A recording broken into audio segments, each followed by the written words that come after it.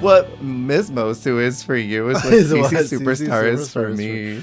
Okay, but when you were watching these episodes, were you like, did you get it? Because there's something about her that is so feral and like amazing to me. I love her. Her and Chelazon. I think all of these years later, something has unlocked in me where I just get it now. And I think at the time there was just so much Literally? Drag Race. Okay, literally the girlies. I mean, I still love a lot of the girlies I love, but I was literally just watching Chelazon. Yeah. Like Mouth open. holy fuck, this is real nice. Like her, like so like intensely Canadian. Her accent is so Canadian. That'll do. Like she just really leans into like the U's that are in all of Yeah. the hidden parts of the Canadian English. I live. Yeah. I live so hard. Welcome in everyone to That Sounds Gay. My name is Jer, and our gay sound presented by Jesse today is I could not laugh. I saw the loading sign as you were trying to like hold it and suspend the laugh. It's trying to get it out without laughing. And I couldn't. I was waiting for a that'll do. But the laughter, I was thinking about that, but I was like, is it too soon? Do I need to save her? Although, when we get to her, we're going to hear it so many times one episode. Oh, totally. I mean, she's only going to be in the first segment that we talk about. But will she haunt us in the further episodes? Oh, totally. I think, yes. I'm going to talk about her all the time. It'll be constant. We are finally talking about Canada 3, a season that I watched in real time. Mm-hmm. I watched, I think from this point forward, I watched every Canada season forward, and I never missed a beat.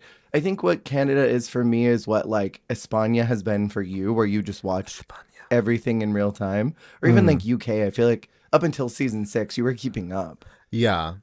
I think, now I'm most faithful to España and Canada. I mean, I'm also very similarly faithful to Canada. Yeah. Never miss a week.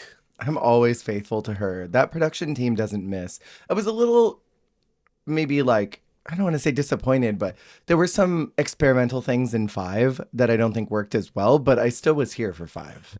I feel like Canada is trying to refresh the energy, refresh the brand, but they don't Totally. realize that it doesn't need refreshing. Right. The Beaver was enough of a refresh. Yeah. We didn't need much else. It was a great idea, and I'm excited for that season.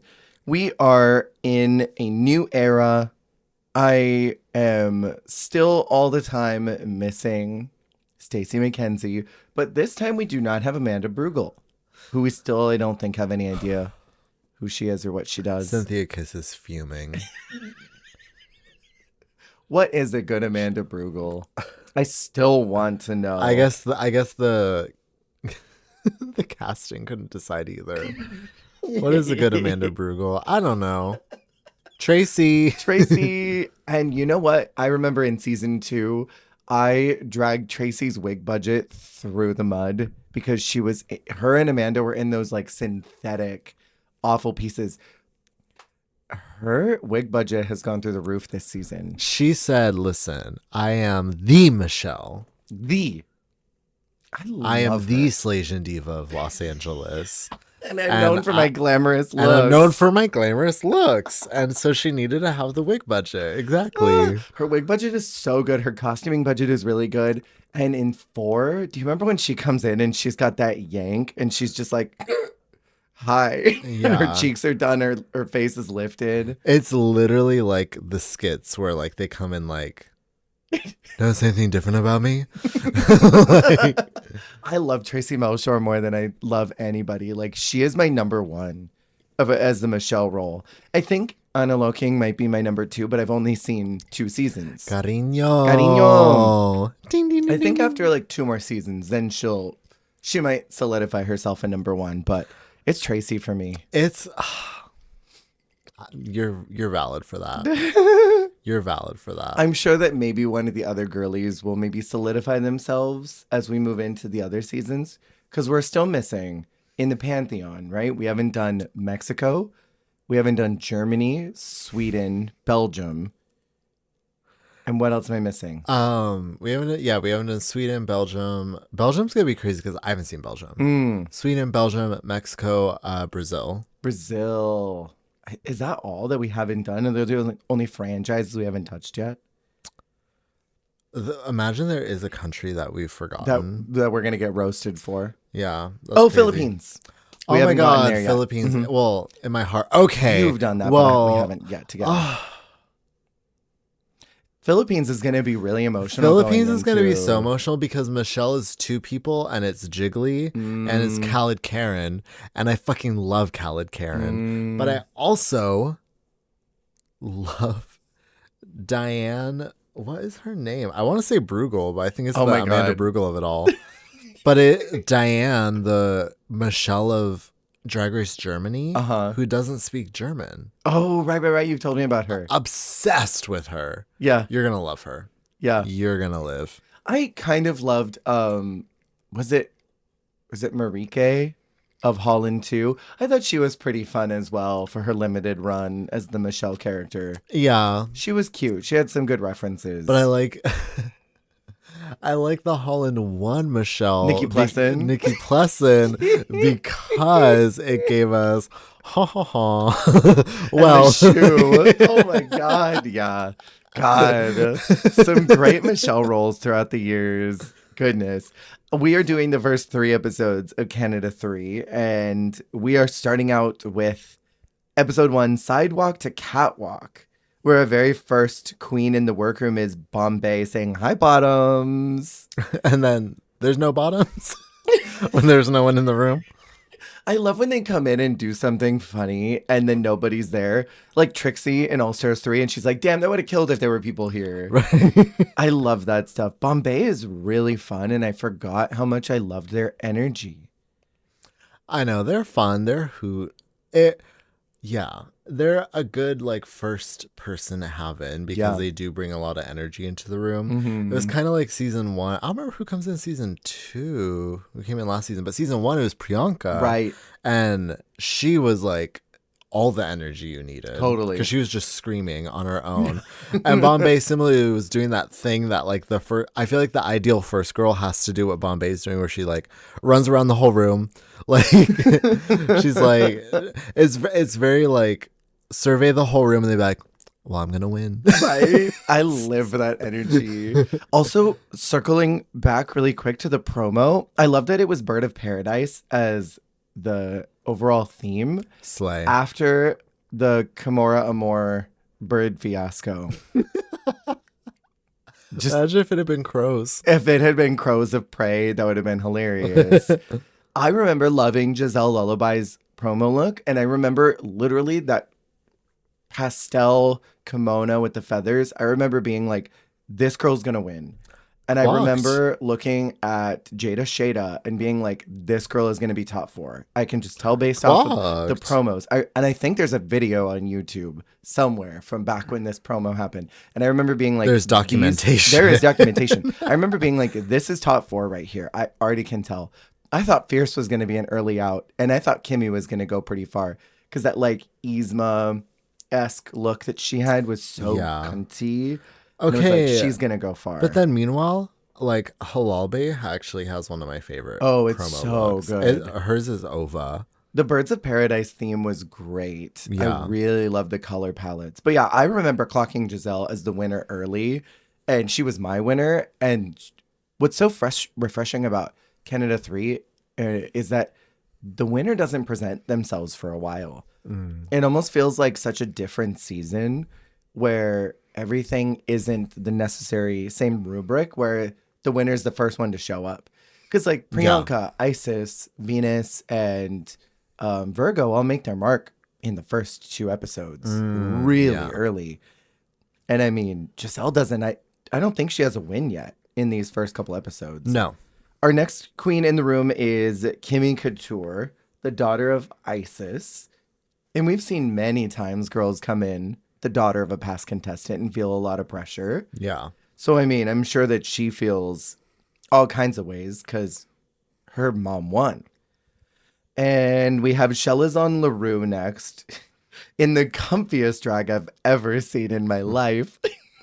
I love so much this hoodie dress and the boots. The hoodie, stay deadly.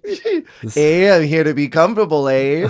Holy fuck, this place is real nice. Like, I can't even do her accent, but it's so good. so thick and so delightful. Mm-hmm. It's like bordering on like what I guess you're kind of like. It's so Yeah. But like I love it. I also love how like fiercely indigenous she is. Yeah. I think in general, I almost said down under. Oh my god. We're not there yet. Thinking ahead. I keep seeing the promo for it. I get so like cross-fried when I see the pre-episode trailer for the other seasons, because there's one for France on in episode 3. Yeah, I was like, wait, when did I? And I was like, France? we've already done this. I thought I was watching the wrong season. Yeah, same. I got wires so cross. But no, Canada does such. I mean, their contestants are so like outspoken about being indigenous, and the show does, in my opinion, a good job about holding space for it. Yeah. But I think I am appreciative as an American viewer who doesn't know the tea as well, to have contestants like her who are so like fiercely outspoken about like their culture and their identity and what the situation is and what it looks like being indigenous there, what day to day is like, how like shitty a lot of it is, and like the mistreatment, etc. Yeah. I think it's also like she's truly educating the dolls. Yeah, I love everything you said, and I kind of wish that the States maybe held a little more space. Yeah. It does make me wonder how many indigenous drag queens there are here in the States, because it seems like it's pretty prevalent in Canada. Yeah. But I think the only Native American we've had in US was Trixie. Yeah. And even then she like brought it up early and then never really talked about it again. Yeah. And I think I told you about a contestant on Project Runway who was Native American. And she was so fabulous. She made it to top 4. And for her final runway package, she sourced her own metal, created all of her jewelry, created the textiles by hand, and incorporated her background into her fashion. And I just am so touched by that creativity, because like we don't really see that here in the States. Well, that's the thing, is like we are like very lucky and blessed to be an audience member to other cultures, sharing their gifts and their talents and their beauty with us. Yeah. Especially when, I mean, speaking for myself, I'm coming from a place where I don't have a lot of culture to share in return. So I am a humble viewer. Yeah. And speaking of being a humble viewer, I am but a humble viewer of Chelazon's mug. Oh, the mug is mugging. The mug is mugging. It's muggy every day. And as the episodes went on, the mug got muggier. Oh, so much better. I'm excited to talk more about their run. Next, we have Jada Shada Hudson saying that she's the original throat goat. The original throat goat was crazy. Can I be hateful? This wig is so problematic. It was giving like... I cut my bangs at 3 a.m. It was giving early 2010s Khloe Kardashian. Back when she was still like the least popular sister. Get Khloe Kardashian. I can't remember what the lyric was. Kimberly Kardashian. We have Miss Moco in next, your favorite queen. Mother. That's Mother. That's Mother.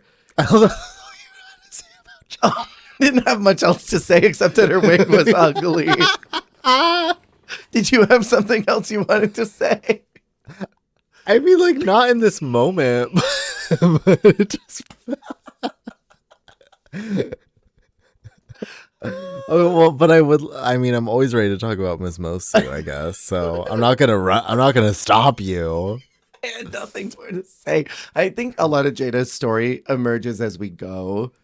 She comes in with a lot of energy, and I think she easily could have been the first one in the room. Yeah. But I think her story really doesn't start to develop until maybe like episode 4 or 5. I think she's a slow burn, a lot like Giselle. She's an onion And she's an onion in the sense that the more layers you peel back, the more unhinged this woman becomes. Completely. Because we get to like the mid-season fatigue when these people are like tired, like overworked, underslept. Absolutely. And she starts spilling some crazy supernatural tea. So we definitely have more to look forward to in the future with her. Absolutely. For sure.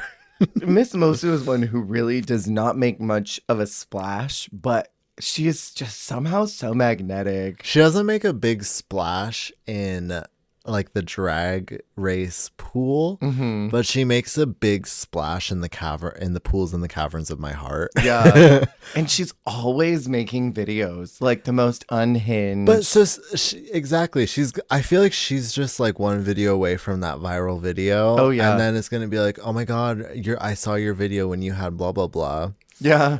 Because I feel like there's always the girl who has that storyline. The Jasmine Masters, the one who went out in the second, third position, who just made a huge splash on socials. Now, compliment, critique, compliment. Okay. That was a lot of compliments. Now, Mosu, mute this. The crazy wig revealing into the crazier wig was crazy. Psychotic. I don't even know what that first red wig was giving.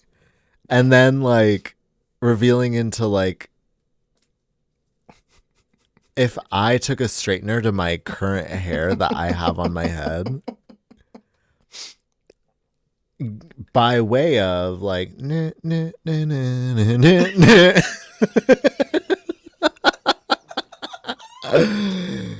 compliment. You can unmute now.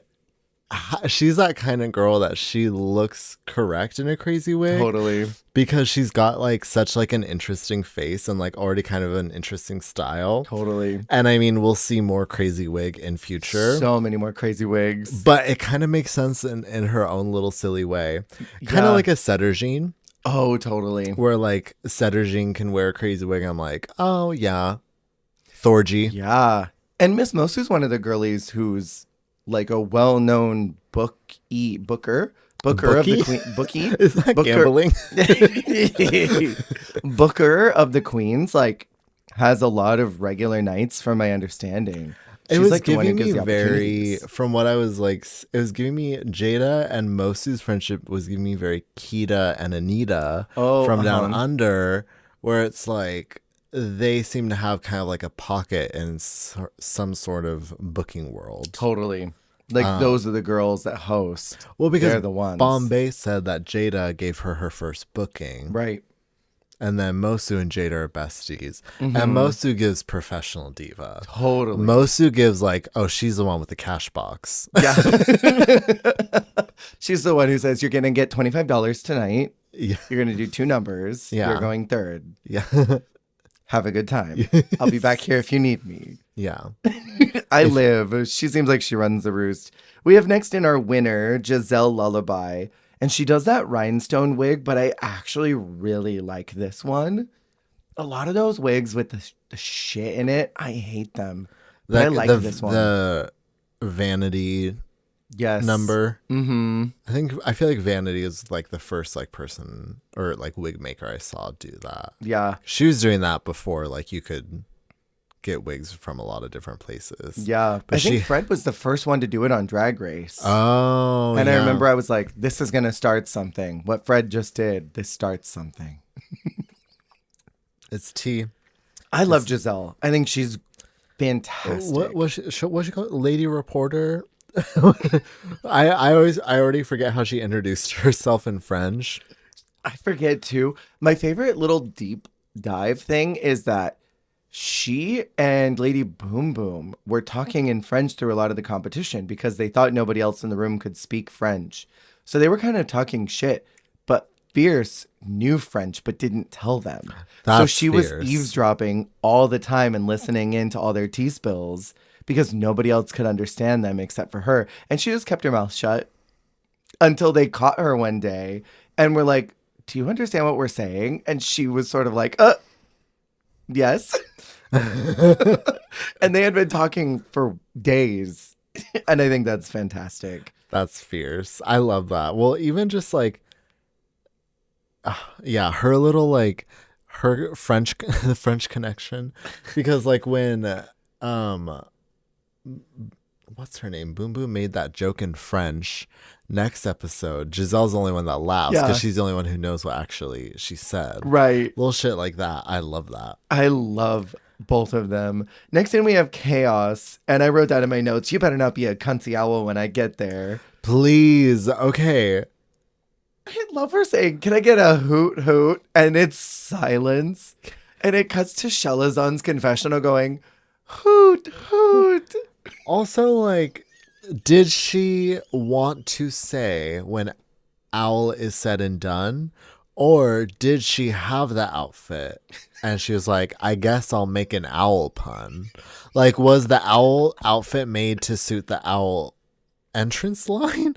Or was the owl entrance line made to suit the outfit? The next question is this the owl that came in Teresa's eye and then led her to stardom?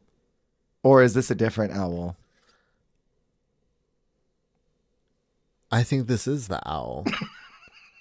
I think what would you say to that owl? And it's a picture of her on Teresa's cane. What would you say to a little 5-year-old owl?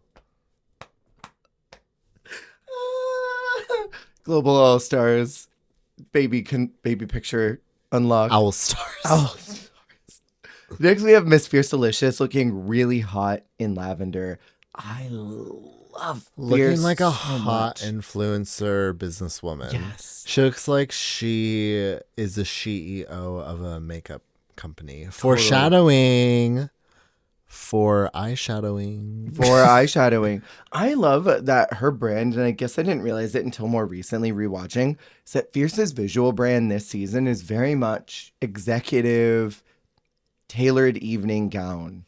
Which, like, for someone her age, I can't be mad at that. No, not at all. Because there's definitely like a young energy, but it's definitely taking like diva, like older diva, and making it young. Yeah. And I kind of love that. The Tyra Banks meme, diva, but make it young.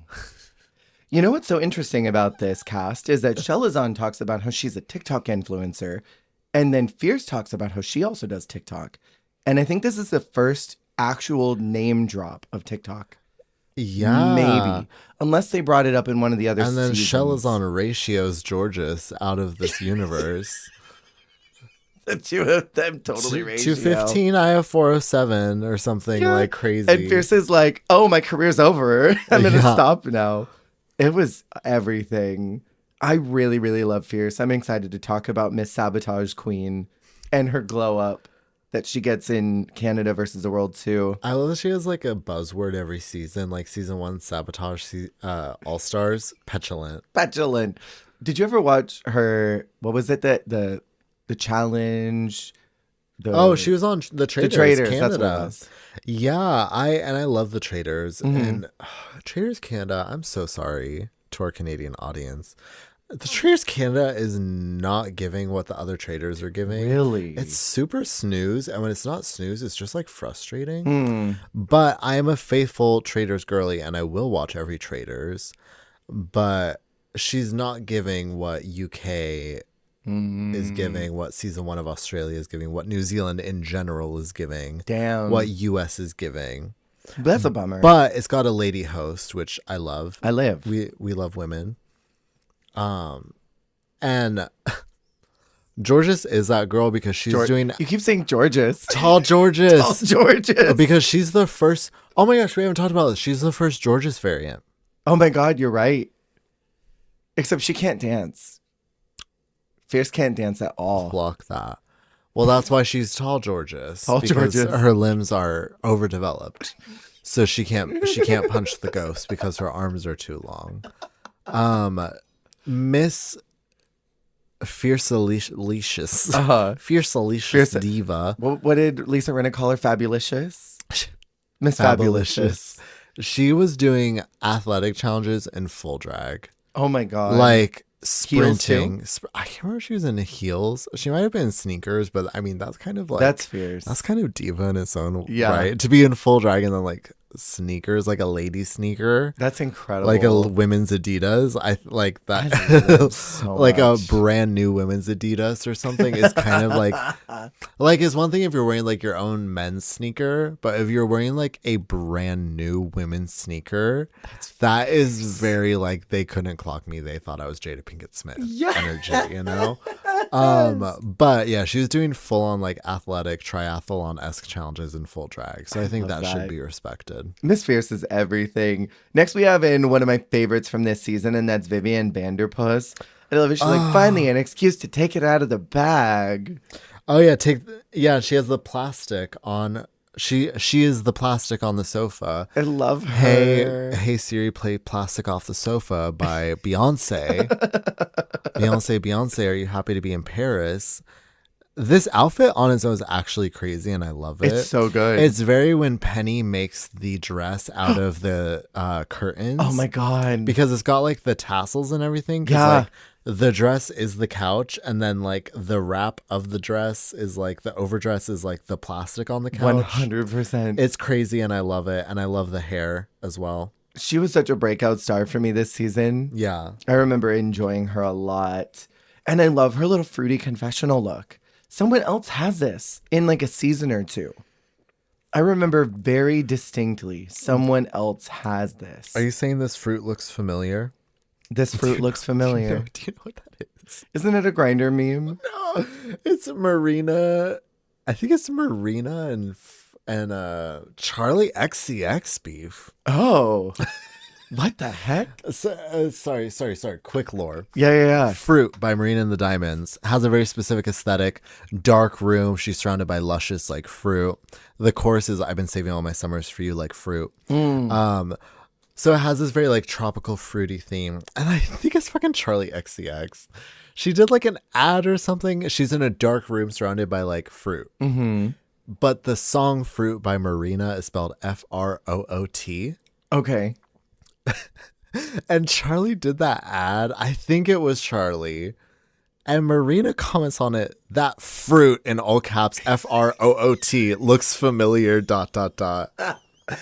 But that feels so queer. That fruit looks familiar.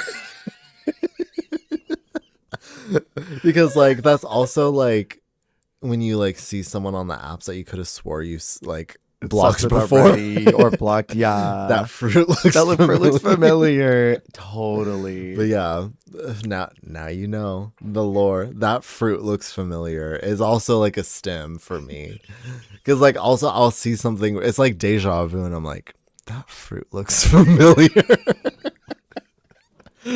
One of my very close Judies, who I think listens to this podcast, was telling me that one time he went to go hook up with someone, and he was like looking up and was like, why is this place so familiar? And realized that he had fucked their roommate like 2 months before. Wow. Topher, if you're listening, I love you. Next, we have Lady Boom Boom in this super graphic bodysuit. And what's so fascinating about Boom Boom is she seems like an endgame player. The way she's edited, the way she's presented, she comes in with all of this heat, and they seem like they're feeling her so hard. And I don't remember quite if they have I don't want to play with you anymore energy, or if she just drops the ball that hard and flops, but she really feels like she was endgame. Yeah, on her position from start of the show to her elimination does feel like it definitely took a pivot. Yeah. And I love this look. She looks hot. She's giving. I enjoy Boom Boom. Next we have Ermagerd, not Umagad, Ermagerd, in a snot dress. Snot dress is giving goosebumps. Oh. Very goosebumps. What it's giving it's giving Katy Perry getting slimed at the at the Kids' Choice Awards. What do you think about making your personal brand snot during the pandemic regrowth period? It's insane to me. Yeah, that's so tea. Because like We're like maybe a year into, maybe by this point of recording, things kind of opening back up and the world readjusting to post-pandemic lockdown. And I'm like, snot. Right after this is and it's not from the booger. It's not snot from the heather because like do you know the sorry that sounds more lore. Is that no, that's a haiku. Okay. It's not from the booger, it's not snot from the heather. That's not a haiku, but do you know who Snot Girl is? No. Oh, it's a comic series. Okay. But there's a comic series called Snot Girl, and she is green, but she's also cunt, and she's also fab. Oh. And so her being Snot Girl is kind of, it feels a little, I'm showing a picture of Snot Girl that elicits the response. Because she is serving kunt in her own right, she's not like, ew, snot. Yeah. Because she's Snot Girl, but she's giving. Even with see that little tiny bit of snot coming out of her nose, can't even clock it because she's so gorge. But that's what I mean. It's snot from the heather. Okay. But when it's snot from the booger, it's a different POV. Okay, I see. But it's very fun. It's very her. I like the green and purple. Oh, it's so good. Our favorite colors. Yeah, she's a hoot. She is. She's one of the hootiest hoots of the season. She's a good time. Yeah. Next we have Halal Bay, who is related to Bombay, right? Because they're the bays. Oh yeah. And I think they talk about this very, very quickly. She's in a meat dress. Meat dress, not what you're thinking. Yeah, no. Not the meat dress you're thinking. This is very, I do like the plastic to give like, it's giving like the meat in the I can only think of Dead by Daylight. Oh my god. The meat hooks. Yeah. It's giving that. Is that the saw maze? That's the saw one, yeah. Mm-hmm. It's giving the saw maze where it's like the plastic sheets and like the I don't know what that actually is, but I know what you mean.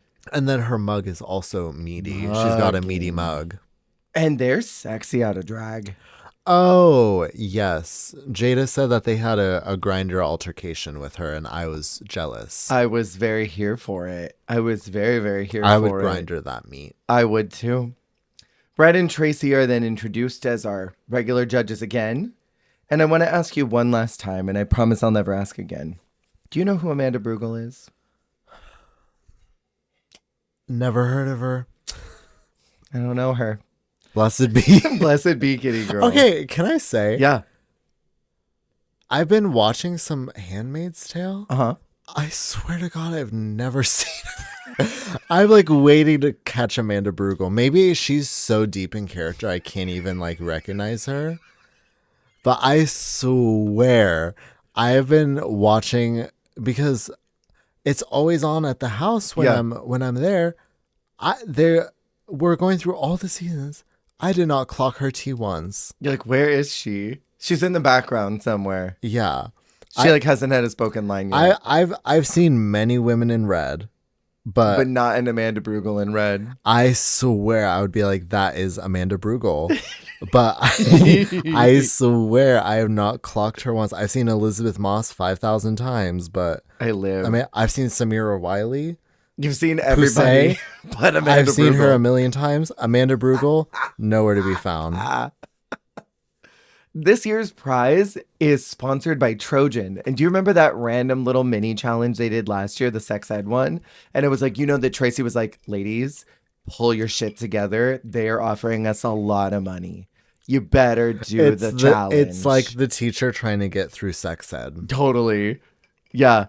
And now they got the sponsorship. And now we got them coming out of a condom box in the opening. The pleasure of $100,000. They do their mini challenge, which is a chic catwalk challenge. And chic. During the episode 3 trailer, when they show the France trailer, it was not dubbed at all. It was just them talking in French. So the whole time I'm like, yeah, I don't I don't remember what they said. I know, During I any was of tripping this. because I wasn't watching with like captions on because like I don't watch English speaking ones with captions either. I know it was happening. Mm-hmm. Yeah, I know. I've been new, even, and so I was watching that and I was like, what is happening? It's full swaths of them just Like talking in they're blocks in just like French. just banking on Soa's charisma to sell this trailer. You have no idea what she's saying, but just hoping that she's enjoyable enough to watch speak French. Bombay wins the first mini challenge, which we'll talk about very soon. And the maxi is to make a garment wearing the current outfit and completely transform it into catwalk couture. In Project Runway, I think I've told you about this. In season maybe like 10 or 11, there's a challenge. It's week 1. They come in and they're told, pull something out of your suitcase that you love. Now give that to somebody else in the room. That is your material for the challenge. And they have to tear up that outfit or whatever it is and recreate it. And there's this dude who has like $10,000 pants and he's crying. Like, please, can I just have my jeans back? Can I give you something else? Those are my jeans that I paid $10,000 for. And the girl who's cutting it up is like, I can't believe that he paid 10K for this. It like doesn't even make sense. And so like in that moment, I would be devastated. But I feel like now the way the girlies come in with outfits that are made for a challenge that they know they'll never wear again, Yeah. I like don't mind that they ask them to rip up their stuff Yeah. and change it into something else, because how many of these do you think they'd ever actually be able to reuse again? These street chic looks, you know? Tea. No, that's tea. And it's like, the way I see it is it's like, no, scratch that. Okay, strike that, reverse I it. don't see it. I don't see it. I lost this eye to glaucoma. I'm blind. Root breaking was my favorite part.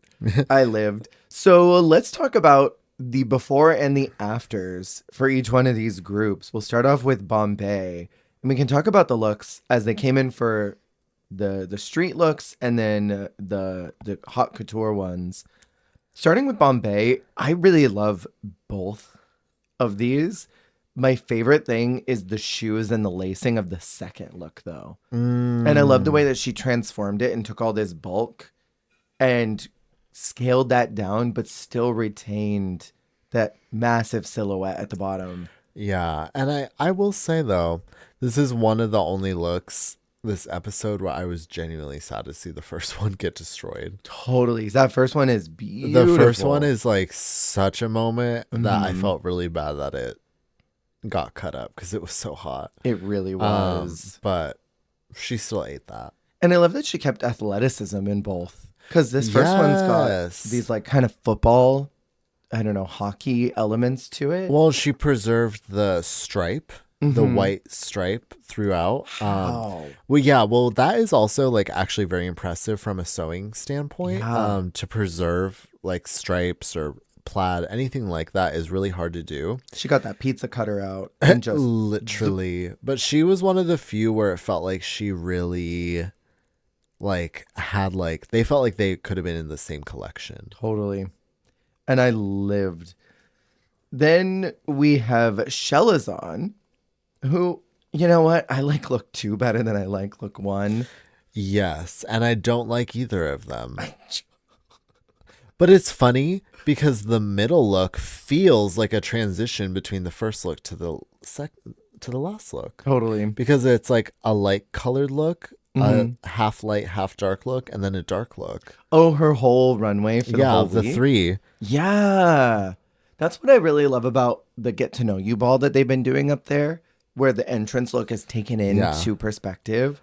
I think that's really fun. Well, okay, and that's the other thing is because they're honestly truly the 3 looks, entrance, mini challenge, final challenge. Hers feel like one collection. Totally. Because we also have the recurring theme of like knit dresses with words on them. Mm-hmm.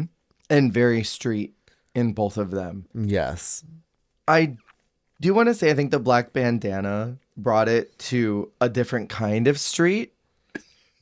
I don't think it was the street that she was trying to bring it to, but it was kind of bringing it to another street. It was giving me Ben de la Creme with a giant orange tool chewing the gum.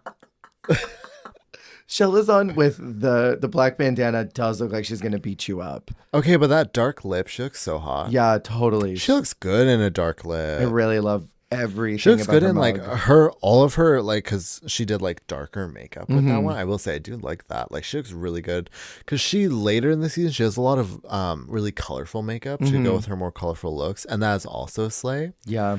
But that like dark lip, dark brow, kind of like clean and easy eye, that's hot. I love her. I'm really obsessed.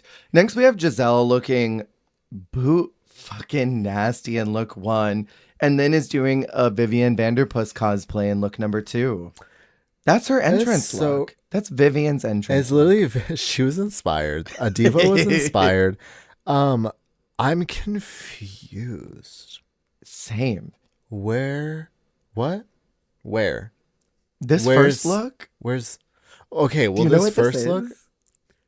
That's Veronica Green. Stop! Not Veronica Green. I was gonna say this is Katya pretending to be Paris Hilton. It's crazy. I hate it. This is our winner. That's the winner of the whole thing. This is not our This winner. is not. This is why she didn't emerge. She's yet to emerge. Yeah. She's not here yet. She's still in her cocoon.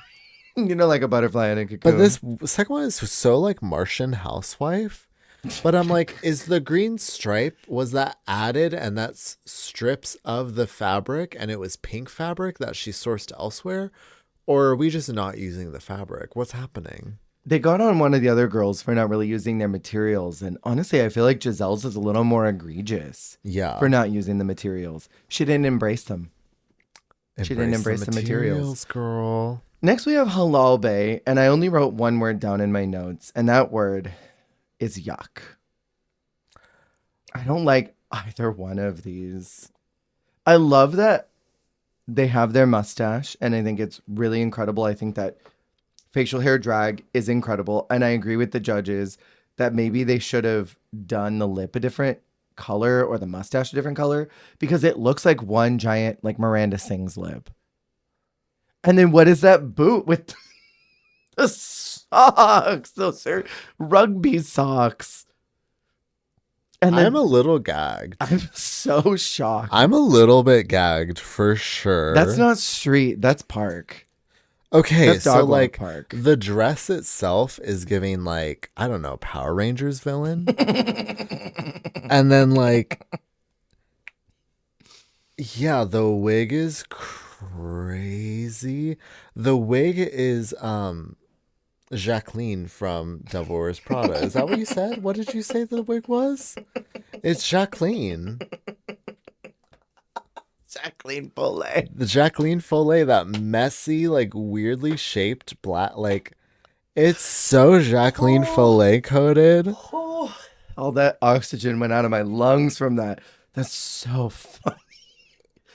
And then what are the booby cutouts in look number 2? She barely transformed that. This is also a Power Rangers villain. There's actually literally it's either Lost Galaxy or Power Rangers in Space, where she literally like turns into like a cunty lizard woman. And I swear that she did not look that different from this. It's Power Rangers in Space meets Muppet from Space. This is very Muppets in Space coded with that like the silver motif. Yeah, and that weird ass hair. She's breaking into the lab with the invisibility spray. So Muppets in Space. It's really rancid. Also, I hate it. the kind of club kid, like the head wrap into the ponytail thing. Mm-hmm. The like latex, like, is that, I don't know. Is it, or is that her hair? No, that was the latex, material. like, it was the like wraparound, or I guess it was pleather then. Mm-hmm. But that very kind of club kid-esque, like, neck. It should have gone up, straight up and then down. Give me Ariana Period. T. I don't think it would have saved anything. But Do you know what I don't love? All of it? No, okay, I will say. What she did was impressive. Mm-hmm. I hate that she preserved my least favorite part of it, which is the gray, like, corset uniform corset. Yeah. Like it's giving like futuristic, like oppressive, like militia. The looks that what's her name? Estrella did during the ball. This is from the same collection, the military Please, collection. literally.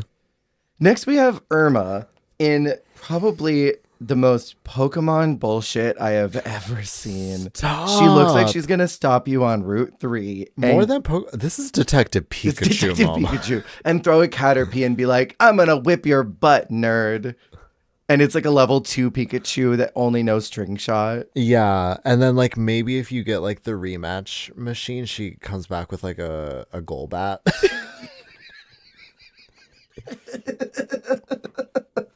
I love the second look so much more.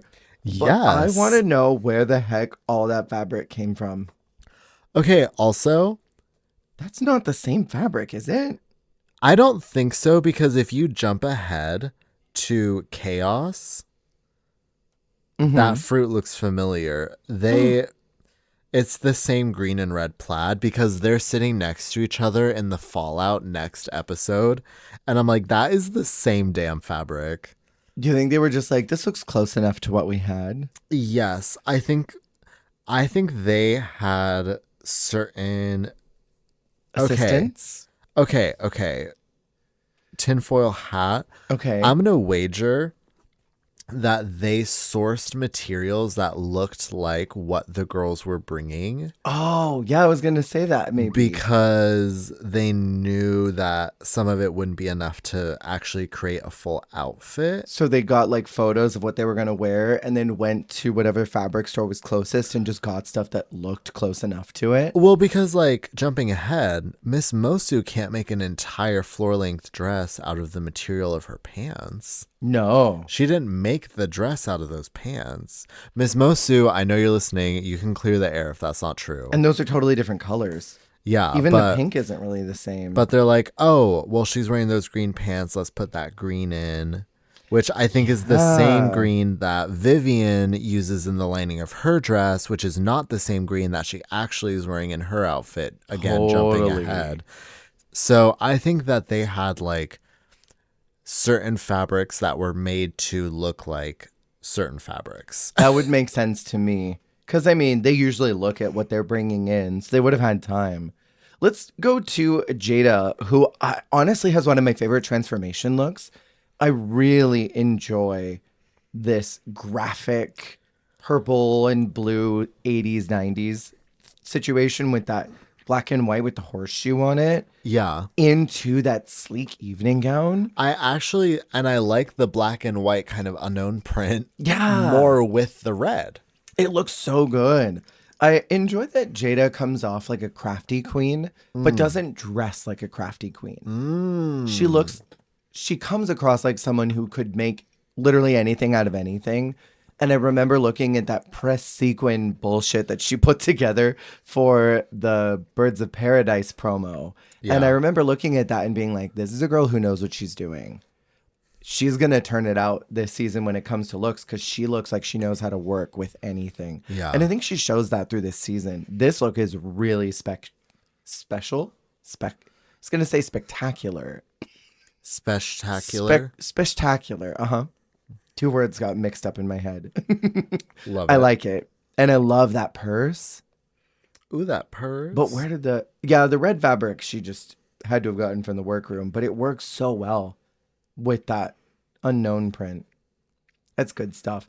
We move to Chaos, who I think you're right. These fabrics are not the same. And that is 100% the exact same plaid that Irma has. Because, like, I get it.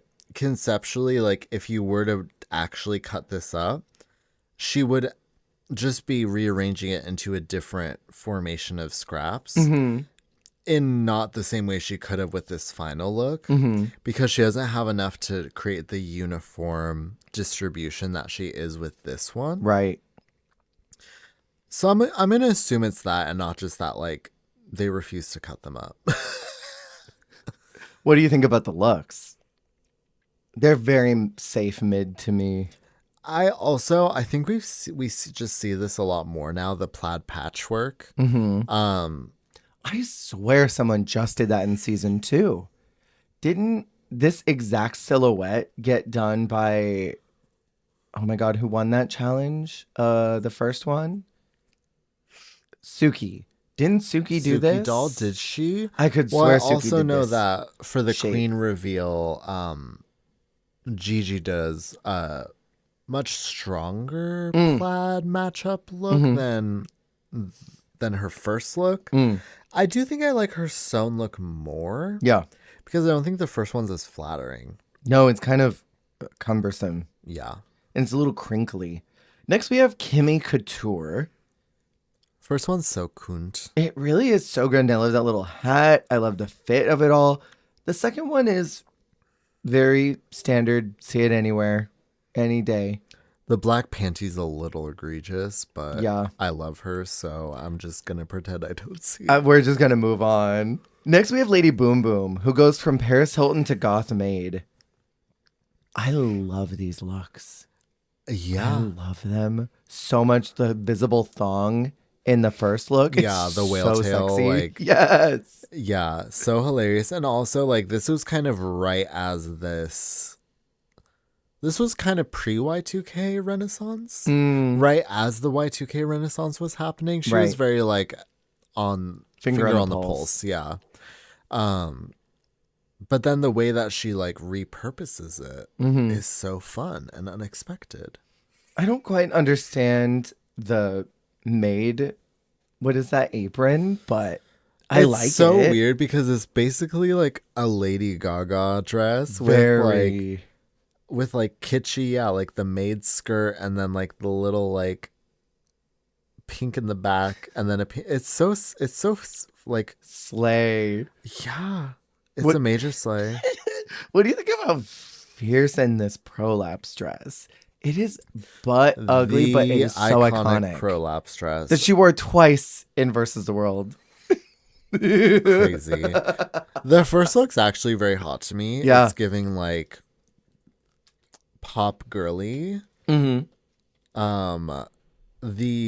second look, it's the wet hair. It's the like soft sculpture dress. So Serena Chacha. The girls in the workroom egging her on and Untucked. Like, how's it feel to be the first girl eliminated from RuPaul's Drag Race Canada season 3? Like, fully letting her. I hope you have fun in the lip sync tonight. Letting her know she's cooked. It was kind of hilarious to me. And then production was like, so about that. Yeah, right. Gag. Miss Mosu is next. Yeah. She definitely was Let next. Me sit up straight. Yeah.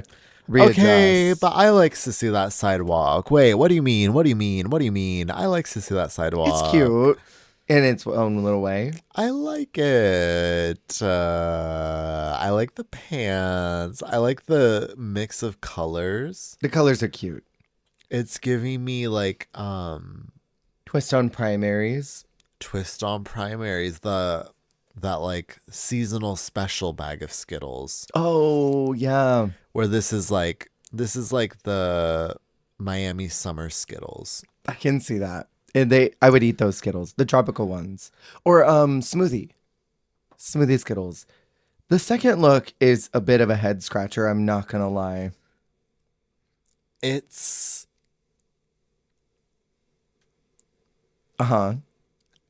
It's giving like it's very Susical.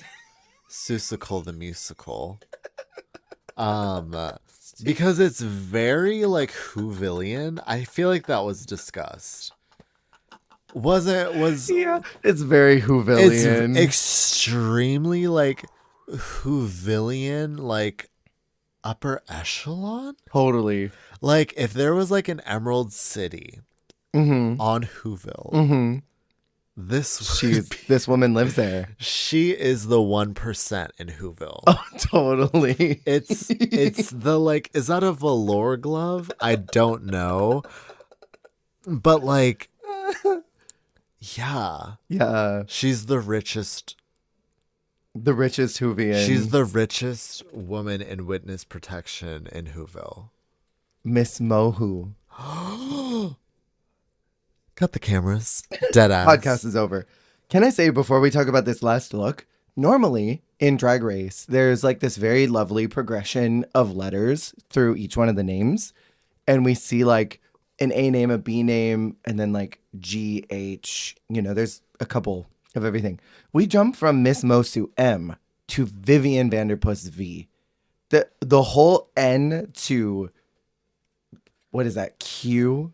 Yeah. That is all missing. That is a huge chunk of the alphabet that is missing of these queens' names because there's so many in the first little bit of them. And I find that fascinating. That is interesting because those are letters commonly taken up by drag queen names. Absolutely. Yeah.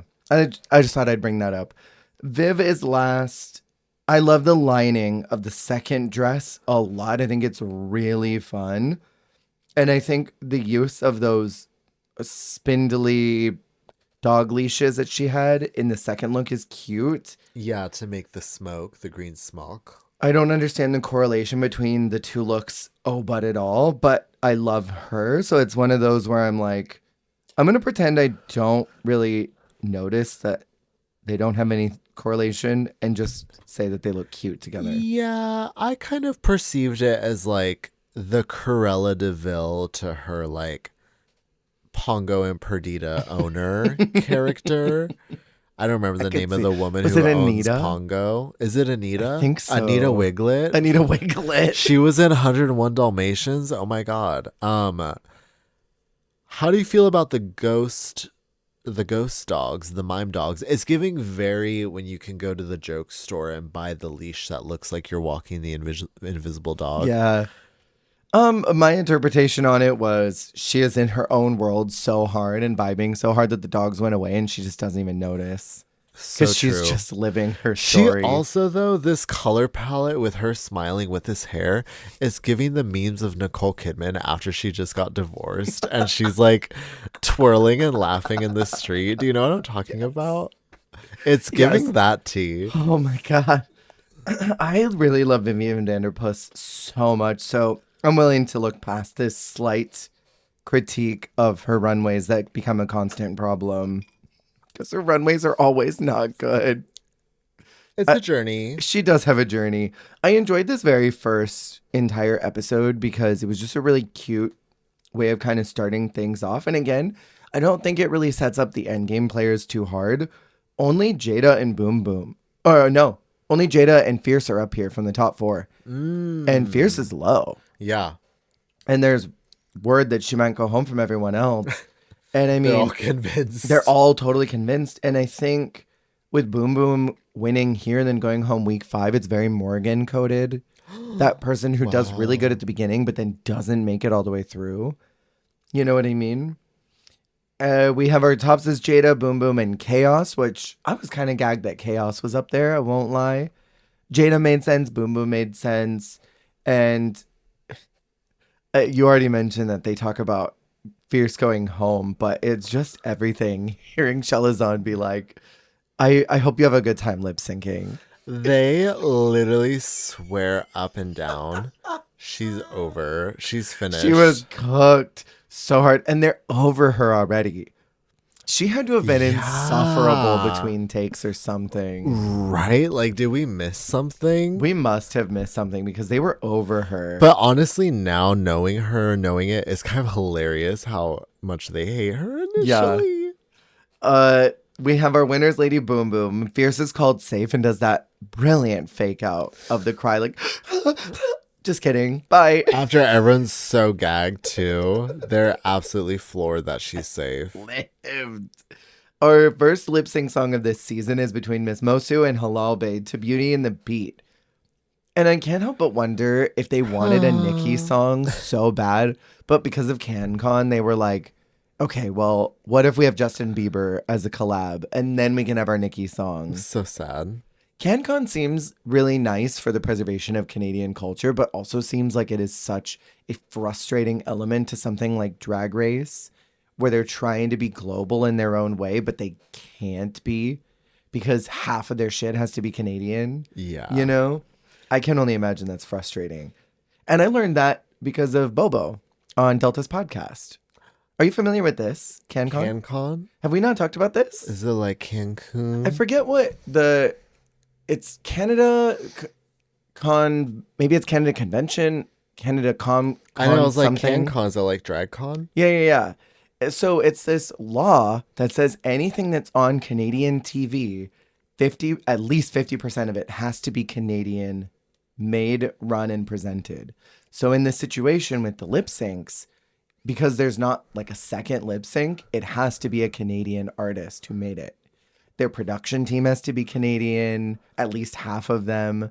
The things they show have to be at least half Canadian. So, like in the lip sync SmackDowns that they've done, there's very few non Canadian artists. And I think up until this point, every single lip sync song has been Canada only, which is probably why they started pulling from Priyanka, because they're probably running out of lip syncable Canadian artists to sing Oh, to, that's isn't it?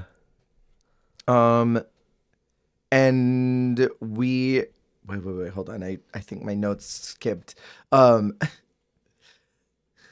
my favorite part of this whole lip sync was during the musical interlude. And they're both just like bopping around like wine moms in karaoke. And it shows Brooke and she's like, what is happening?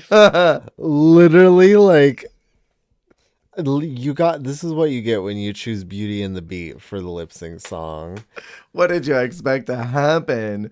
Mosu's in, Halal is out. And I was kind of gagged that Halal was out so early. I won't lie. Right? No, she totally seemed like she could have been a major player, or at Mm-hmm. least like taken up a lot more space than she did in the season. Totally. Episode 2 is the Who Knows. And they do my absolute favorite thing in the whole world, which is sports and quick drag. Oh Lord. They have to make a drag outfit for drag sports teams. And I need to know what it is about these quick drag challenges. Like, I know they can't do a lot, but why do they always look crazy? They look crazy, and also I think sports was like a bad word in that room because it made them all act feral. They acted They heard nuts. sports and they lost it. They were pushing each other, they were ripping shit. They were absolutely unhinged. I love Boom Boom coming out like she was the bride of Frankenstein as like a hockey wife. She said, "Sports, eh, I don't think so. not for me." And Brad announces that the Maxi is going to be award season for the Who Knows, a Period. Canadian award show. Sort of like Despies in a lot of ways. It's giving Despy. It's giving Despy. Chelazon gets to choose the pairings. She chooses Giselle and herself, and they get the nicest Cara booty as their category, so the nicest butt in the room. Kimmy and Fierce are paired together because they're friends, which causes all kinds of tension. Yeah. And they get the best dressed category, and Fierce starts her, "This is sabotage," and I live. I love that she swears up and down she's being sabotaged by being paired with Kimmy. Because Kimmy must be like, what the fuck? Like, I felt so bad for Kimmy because Fierce was just muscling her around. like that I can't whole believe episode. I got, like, she's trying to pull something pairing me with you. You're the unfunniest girl in the Yeah. room. Hateful. You unfunny dumb bitch. Then we have Mosu and Jada with the Frostiest Queen Award. We have Irma and Vivian for the Lifetime Achievement in Delusion Award. And then we have Boom Boom, Chaos, and Bombay in the Busiest Beaver. So which of the girls is the biggest hustler? And I feel like this category requires them to really know a lot about each other. Yeah. And maybe they could have saved this Who Knows award for maybe one more week. Totally. Maybe. Just so that everyone could have had a little more time to get to know each other. I like these types of challenges, but like Despy was episode 5, I think. So it gave them just a little time to kind of feel out the workroom. And I kind of wish that maybe we had this 2 episodes later. I get that. Do you have anything in particular you want to share about your thoughts on this before we get into like the main challenge part?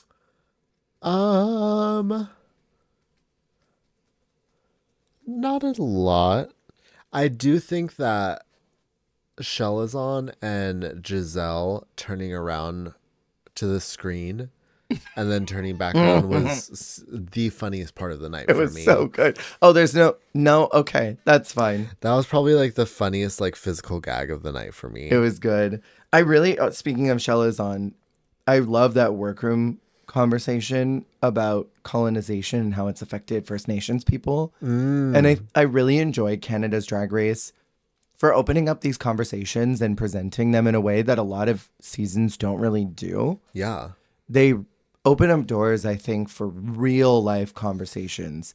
And not that some of the typical workroom dialogue is not real, because people get sent to conversion camps and conversion therapy, and they get kicked out by their parents. And they have these moments that are awful, but sometimes that's what the mainline Drag Race focuses on the most, or like religion and queerness. Yeah. Or, what have you.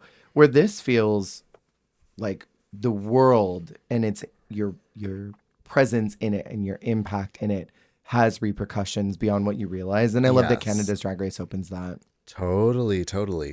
So I want to say about the challenge, Lady Boom Boom fucking killed this whole episode for me. The Bride of Frankenstein, hockey wife, and then this chocolate brown bodysuit with that little press sequin polka dot tulle, and then her saying that she pooped in her dress a little bit.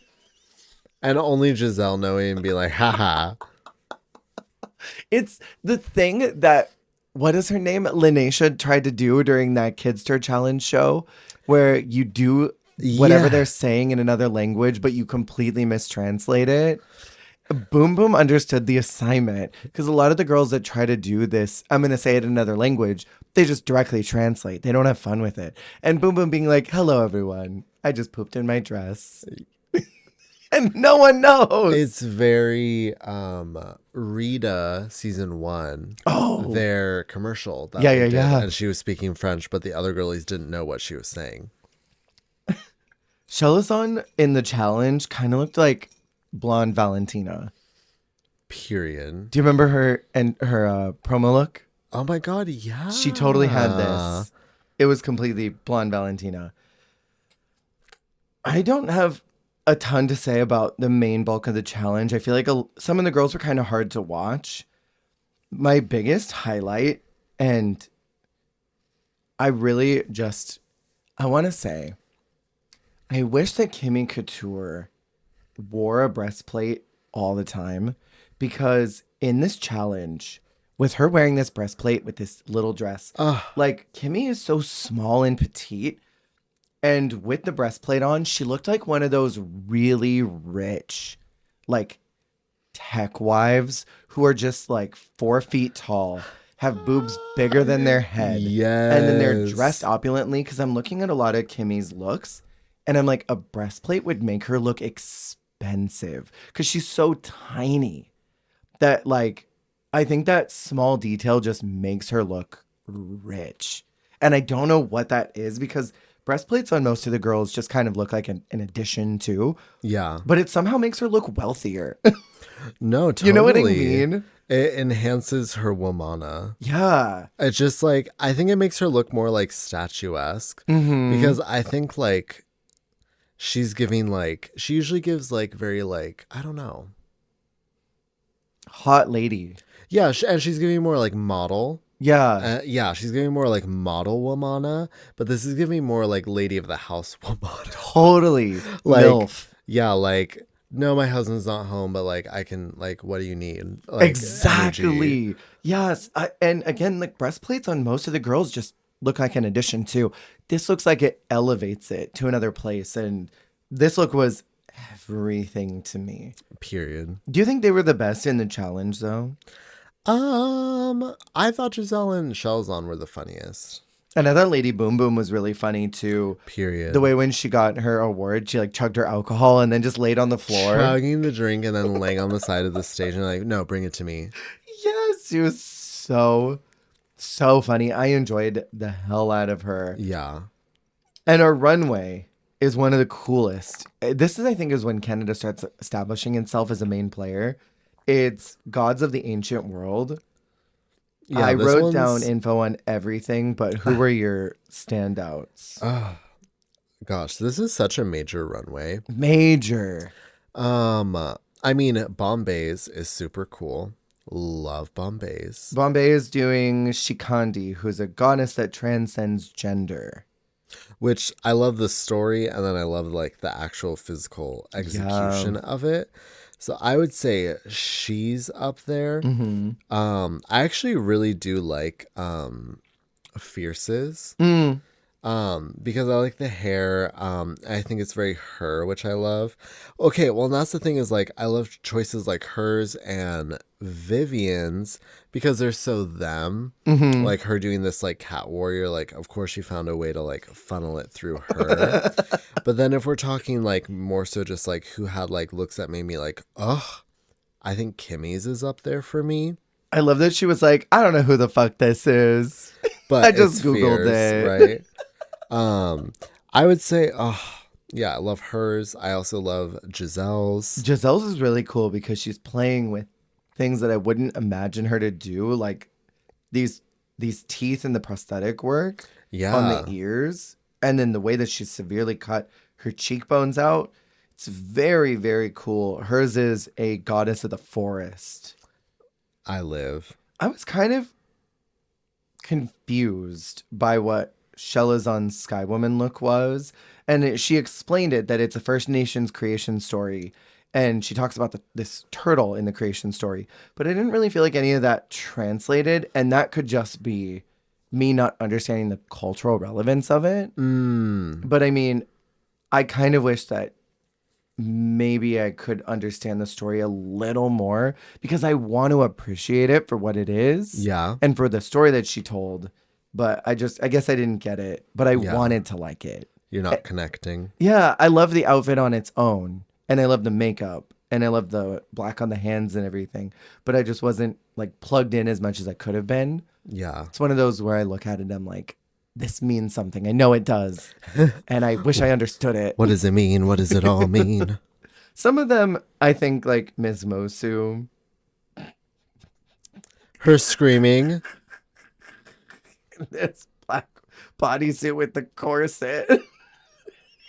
Screaming to Brooke. Brooke screaming back to her. It was very Alaska, just screaming on the runway. Literally is the alien. It's giving like you go to like a haunted house like horror experience and like she's in the first room to like warm you up and like she like does like, you know, a little like acting piece. Totally. It's giving very that. Irma's was boot nasty. What the fuck was this? Oh, it was so bad. Was she Discordia? Is that who she was? A Roman goddess of chaos. But I did love that she was like, and she joyously partakes in a bite of a hot dog, chomps it, and leaves. So strange. I love that she's basically just wearing a Steinmart dress with this wig. Yeah. And she's like, this dress is giving Discordia for sure. This is chaotic the way that I put it together. I already own this wig and haven't brushed it for at least 3 years. It was at the bottom of a bin. Yeah. That's chaotic enough, right?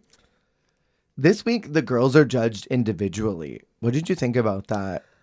I thought it was interesting that they were judged individually for a duo challenge where the bottom duo was still the bottom two. Right. So it's like, it still kind of was judged as a team because one team was in the bottom. But then like, there's only one winner when there could have been two winners. Yeah. That's what was funny is it was like, so you could have given them the win of both of them, but you decided that no, that team was the bottom team. It was just no, that winning team didn't both win. Yeah. What I thought was most interesting for me was that Kimmy gets the win for basically dominating the runway. Like they loved her runway walk and they loved her presence. And they later weaponized that against her as a reason why they aren't connecting with her anymore because she does that runway walk week after week. And I remember they tried to show us that side by side of 4 of those runways where she does the exact same walk. And it's in sync. Right? As if it was not the fiercest thing. I'm like, she's consistent. She's got the walk. Yeah, why do you hate her for that? Like, don't hate the walk. But they praise her for this and turn it around later. And we've talked about this scenario where that one thing that has carried them is their downfall later, like Silky with her charisma. That's what they connected with early. And that's the thing they start to become annoyed by later. It's good until it's not. Exactly. And then she's the winner, which I mean, I was kind of surprised over. You saw it for someone else? I totally 100% saw it for Boom Boom again. And I really enjoyed her little runway too. I thought her little who was it? Her angel look. Was she Cupid? She's Cupid. Yeah, I thought her little Cupid look was so cute. It was a strong execution for sure. Did you see it for Kimmy? I saw it for Kimmy, but I also saw it for Giselle. Giselle was incredible. Well, because I saw it for her and Chelazon, but I see it more for Giselle because of the look. Since they seem to heavily weigh Runway this week. Yeah. But yeah. I'm happy for Kimmy because I love her and I know she does have a harsher run later. Totally. So I'm not mad at her getting praised now, but it was kind of like, huh. I mean, okay. A little bit of an eyebrow raise. Our bottom two is Miss Mosu and Jada, and it's to High School Confidential. Such a strange song. But that opening line, she's a cruel, blonde, scheming bitch. That's such a badass line to start out your song. Yeah. I'm like, yes. I don't know what this is, but yes. And then the rest of it feels like a musical song or something. Totally. It was so strange to me. Why was Jada lip syncing like she was in a gospel choir? Jada was lip syncing to it like it was when Vanjie did No More Drama. Oh, very that. I was like, this is crazy. Totally. She was so like emotionally invested in this. She really was. Mosu was almost doing it like seductively. I don't know. I didn't understand her performance at all. It was so weird. It was all very weird to me. Jada is in, Mosu is out, and we move to our last episode we're talking about today, which is Ru-ets. The girls are already feeling the pressure, which is really early for them to be like, too soon. I'm sorry. I feel too much pressure. It's so much pressure being here. We're 5 days into filming. It's like when it's this point and they're like, I just feel like the judges don't understand who I am, or I'm not breaking through, and they don't know who insert name of queen is. Yeah. You know, our little tinfoil hat theory where it's like the categories. Okay, ladies, everyone will get an extra $25 today if you say you're nervous. Oh my God. Your buzzword today is anxiety. All right, everyone, $25 is on the table, however many times you can swing it in. And they're like, ugh, I'm just so nervous. I feel anxious about the challenge today. I just need to stand out. Like, come on. Monica talking about her secret. Yeah. It's like, we will add $50 to your pay if you mention you have a secret. If you can sneak that in. Oh, just the secret. Oh, I keep thinking about the secret I'm keeping from the girls. There's this huge secret that I'm keeping from the judges. And the girls don't know me because I've got a secret. Just like every time. And I love it. I live to. Our mini is this daddy goes on a date quick drag. And this is where I really fell in love with Vivian. Oh, I absolutely fell in love with her. Good saying, shit. Being an Australian, first off. And then, do you come around here? What? Do you come around here? Ding, smiles. And then sometimes they say, do you come around here? And then puts the sunnies on. It is so unhinged. It's like a character study. Yeah. But like for a character that she just made up, question mark. It's so insane and I love it. Yes, anding. Yes, anding to the nth degree. Has anyone told you your eyes are like water coolers? I want to stand around them and talk about other things. Where did that come from? Her mind. It's so powerful. She's so powerful. I wrote down too in my notes about this is that Irma says, oh, you're a handsome woman. And she says she's from Dildo, Newfoundland. And I opened up Instagram And I'm telling you right now, heaven, hand to Bible. This is the first thing I saw. Pandora box. Like, it just some random photo of some town named Dildo. Pandora and Irma would have the same sense of humor. Totally. Like, hand to Bible, this is the first thing I saw when I opened up Instagram. And either my phone was listening to Drag Race and just pulled it up, or it was just divine intervention. I'm also obsessed with Pandora Box posting that like screenshot of a screenshot of a screenshot of a Facebook post. Like, so crusty. I love it. And when I went to go to her Instagram to capture it, this had been posted like a month ago. See, that's weird. It was weird for me. The maxi challenge is to lip sync in pairs to RuPaul songs. And I feel like you and I both probably are on the same mode of thinking that this is kind of garbage. Mama, this is garbage. Okay, let the music play. That is capital S sabotage. I'm sorry. I agree with Fierce. It was sabotage. Could you imagine if they had actually paid for licensed songs and they got like The Boy Is Mine or famous duets? Famous duets. Are you kidding me? Like S&M, the Rihanna Britney one. Oh my Like God. if they had gotten actual real duet. Telephone. Could you imagine? That would have been everything. No one wants Let the Music Play, which I don't blame any of them at all. And Vanjie's here to help out with the performances, which I think was really fun. Crazy. España walked so that they could run. Yeah, in I Canada. love it though. I love that they random choices. Vanjie, Monet. I feel like we get more later. Raja shows up. I don't remember who else shows up for other ones. My favorite Vanjie quote from this whole episode is her telling the girls, if you're going to rob a bank, don't take just $10. Commit. I thought that was so incredible and quotable. So let's talk about the groups really quick. We got Chelazon and Chaos are doing Adrenaline. I would never want this after Naomi and Gia tore that up. True. I would never want Very this. famous point of reference for that song's performance. That's a good point. I would want something like Throw Your Hands Up, not just because I fucking love that song. We'll get to that. But we haven't seen it performed on Drag Race. Yeah. Their energy was weird too. They were very like, hark, who goes there? Cheerleading tryouts are happening today. I hate that. Was it not? And it pans to Hollywood during their performance saying, find your rhythm. Find your rhythm. And it looks like they are paintballing and they're like trying to dodge the balls. We have Kim and Couture and Lady Morgan McMichaels. Not the Lady Morgan McMichaels. It's giving Morgan McMichaels took the substance. They kind of ate this up. They fully ate this up, yeah.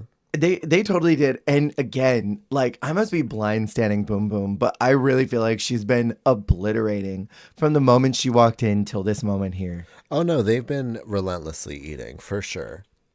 What did they have again? What song? I don't think I wrote down what song they had. Wait.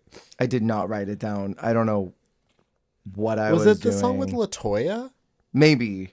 They looked great. They danced I feel well. like dancing. Oh, yes. Turn it up.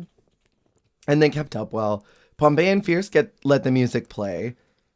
And I really kind of enjoyed the idea of this, like, are you familiar with the I Love Lucy episode where Ethel and Lucy are fighting and they do a number together but are slowly like ripping each other's garments apart? Yeah. I kind of liked that inspo, but I don't think they took it far enough. Well, it's very the duo challenge in season 4. Oh yeah, I do it so much better. It's all very that, but the long red gowns into the red bodysuits, into the like interpretive dance, it was all a lot. It was a little too much and also not enough. I loved Bombay jumping into Fierce's arms and falling. And then falling into the death drop.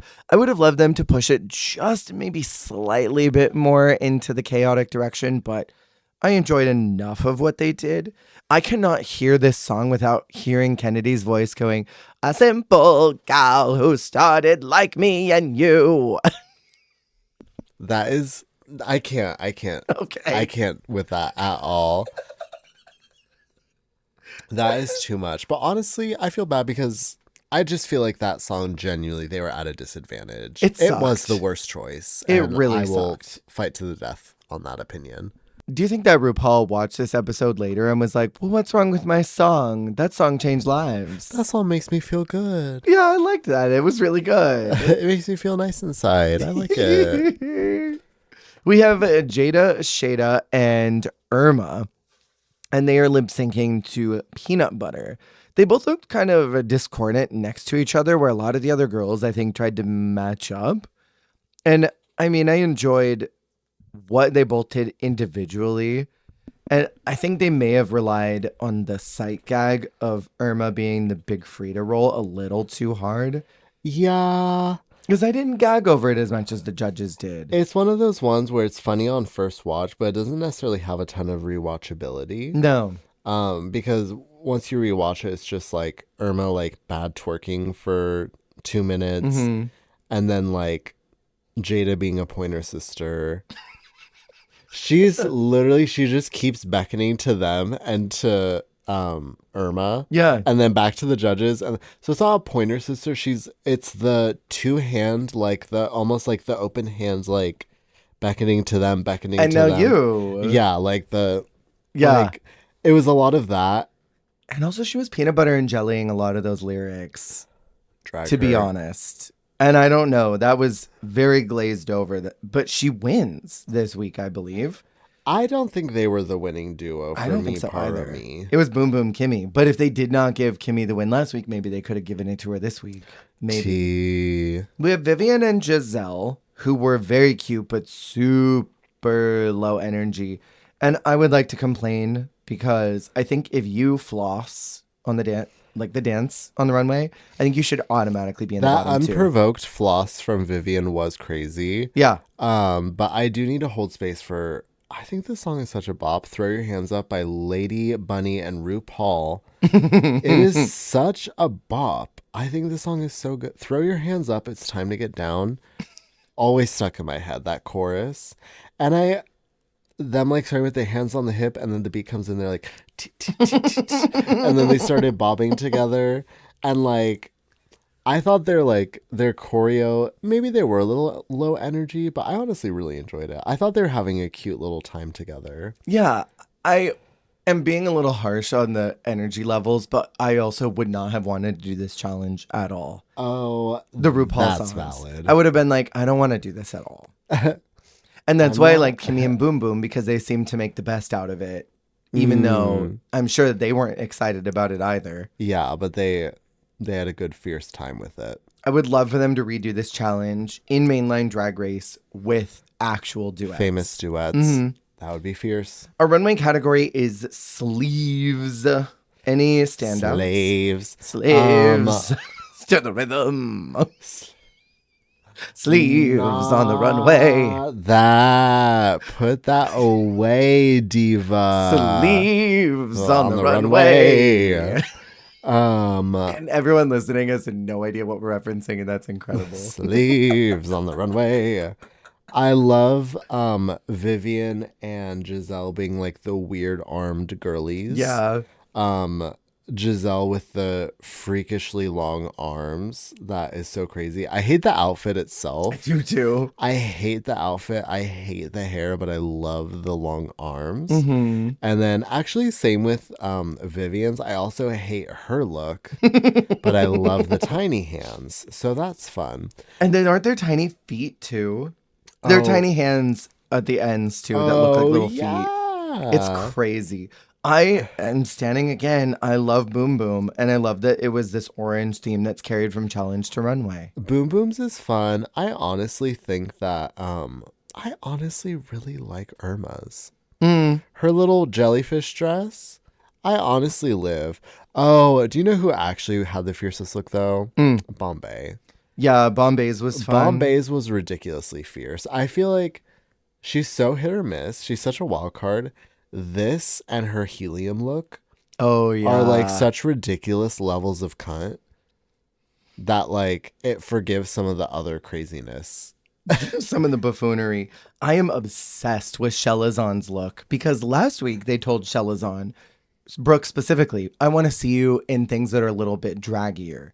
Bring you, but drag it up a little bit. Yeah. And I thought that this look, which she brings up the cultural significance of this, and the fact that it's in these pastels, she's made her makeup more colorful, a little more asymmetrical. The hair color's unique, and it is very big and draggy and statement.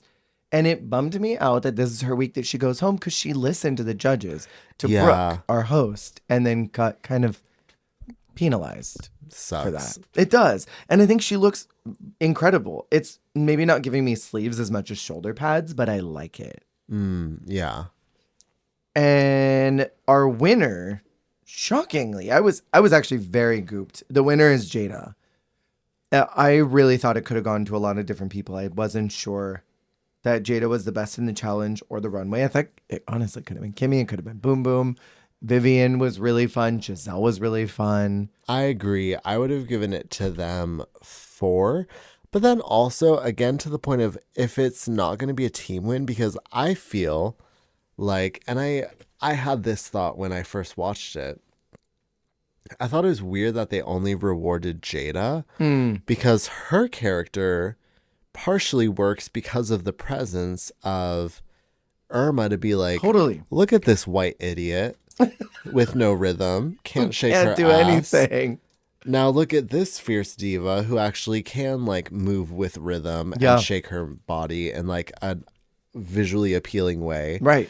I feel like part of Jada being a good dancer and being like actually pulling the song off came as like being the night and day to Irma doing a bad job with it, right? Like kind of on purpose. Irma being the stooge, playing in exactly. Yeah. So I feel like that benefited Jada's performance. So I thought it was weird that they didn't reward both of them, right? Because I don't feel like it would have had the same impact if it had been 2 people dancing how Jada danced. Totally.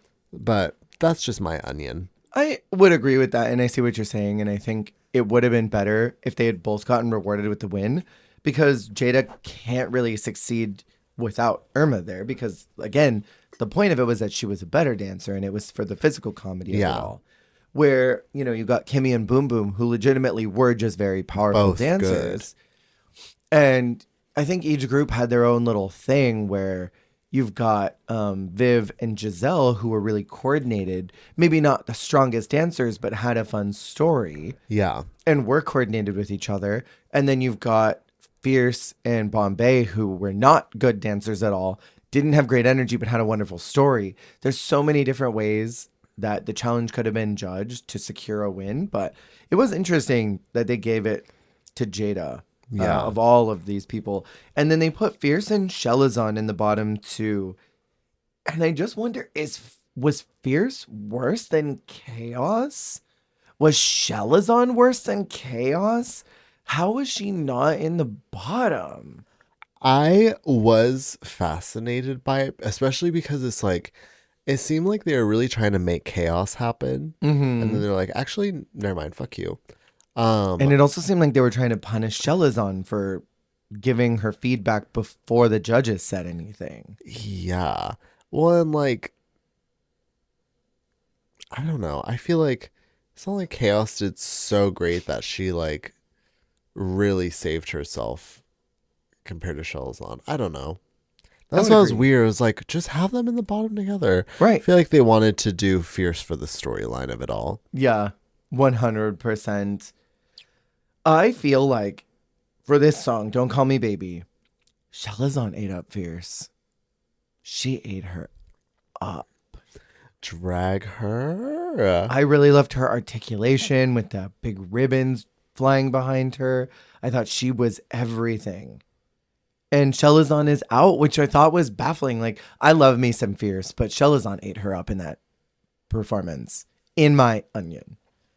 But I really do think it should have been Chaos. Yeah. I thought she should have been out here. I think really what the decision is Fierce is great TV. Chelazon is a great competitor, but she's not really good TV. And I feel like that's probably why they cut her, you know? I would love to see her on an All Stars. If they ever did a Canada All Stars, I would love that. Or anything global versus like I'm here for it. I I'm would be holding here. space for it. So, any controversial opinions besides, anything that's already been mentioned? I mean, I will say I disagree with. Do I disagree with all the wins? I agree with Boom Boom winning. Episode 1. Yeah, and I think that's it. Yeah, And I disagree with the wins after that. I feel that. Because, yeah, we've already talked about who we think should have won those respective episodes. But, yeah, I disagree with episode 2 and episode 3. Hatefully. Yeah. Hatefully, but respectfully. Yeah. The thing with this season that I still, to this day, find very refreshing, even if I don't agree with the decisions, I cannot tell what the production plan is right now. Where I Yeah. watched 4 and even 2, 1, 5. Writings I watched all on of the them. wall. Yeah, it's like episode 1 and 2, you're like, I know exactly who top 4 is. I know exactly who they like. I know exactly who they're responding to, and I know who's going home next. I can't tell here because it's so, who do you like? Who do you not like? The camera's not even really focusing on our top 4. The edit's not even really focusing on top 4. Yeah, it's a little bit of a subverting, like, the way the narrative plays out. Because I feel like Drag Race can either be like, it's the I can't wait to see how this turns out meme, but it's either that genuinely or that sarcastically, like, oh, I can't wait to see how this turns out, like watching like All Stars 8. Yeah. So I feel like it's nice to have genuine moments of that where it's like you're excited for the season because it does feel like dynamic. You don't know what's going to happen, where it's going to go.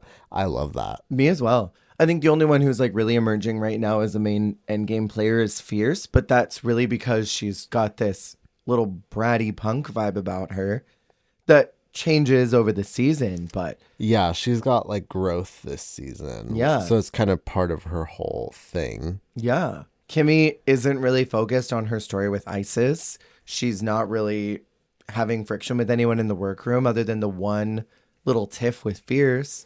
Yeah. Jada's barely emerged as a character that we're paying attention to, and Giselle is like practically not there right now.